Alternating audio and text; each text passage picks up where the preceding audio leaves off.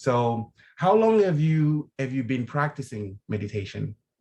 I started in my mid-20s, so Oh, that's wow. 25 years about.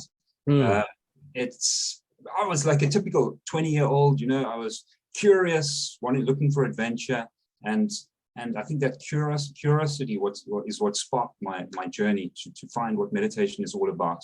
Hmm. And growing up in Cape Town, Cape Town's a very, I suppose, eclectic city, lots of different cultures and religions and language groups and everything, you name it. And so what I discovered also when I became interested in meditation, there are lots of different little organizations that practice different kinds of meditation. So I took a couple of years just sampling each one. I would go to these different little meditation centers, try and learn as much as I could about meditation. Mm. And eventually I found one center that really, with meditation, it's such a personal thing. You need to find a style that works for you. And I found one where they practice something called Raja Yoga.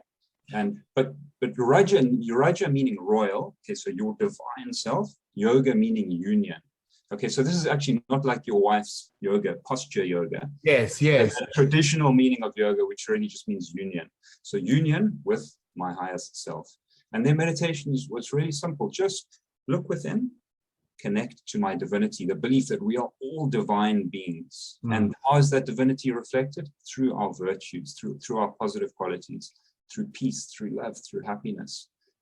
We've all got that blueprint of perfection actually in us. And that perfection is reflected through when we're feeling amazingly peaceful or loving.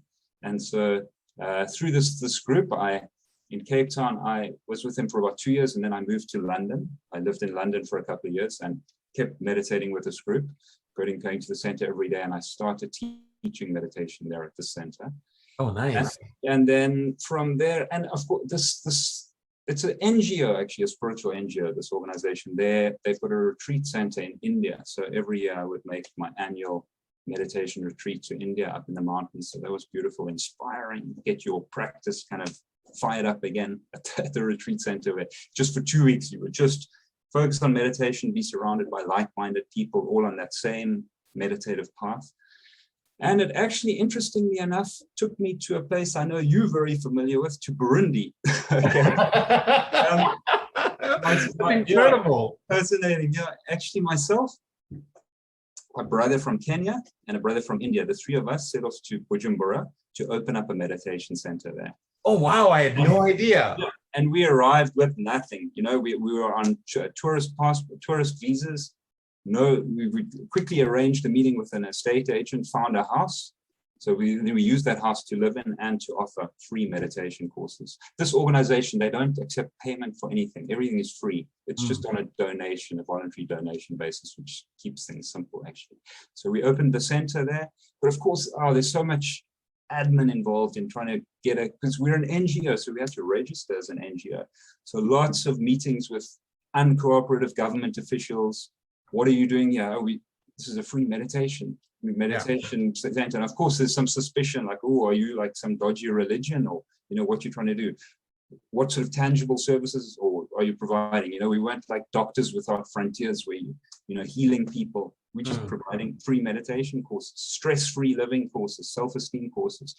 So that was tough, trying to get an organization going like that in a new country, dealing with government officials, signing contracts for your rental agreement, and but we got it going, and we set up flyers, and we got meditation courses going at the center. I actually used to be fluent in French. Oh, really? But this was in 2005.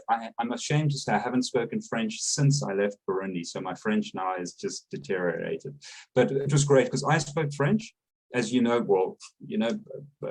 Burundi was a Belgian colony, so a lot of people speak French. Yes. And the Kenyan brother spoke Swahili. Yes. So I think Kirundi is the mother tongue, right? In Burundi, yes, Kirundi is the mother tongue, and of course, some people speak Swahili and French. Yeah, so I actually grew up speaking all the languages there.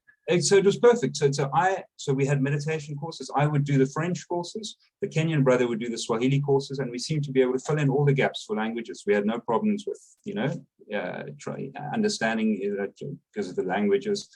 We did workshops at high schools too. We go to high schools there, meet these cool high school students, but not directly meditation courses, more like workshops in self-esteem, building your self-esteem, but of course with the basis of meditation. Again, just looking within, realizing I'm a divine being, and especially with the history of Burundi, there are a lot of people who've been through traumatic events. Yeah. So it was kind of like really a moving experience, seeing people who had been through these things, going down to the market, seeing people who were missing legs, and it was really, it was kind of, it was quite an emotional experience living there. There was actually still a kind of a civil war on the go, so a lot of UN soldiers.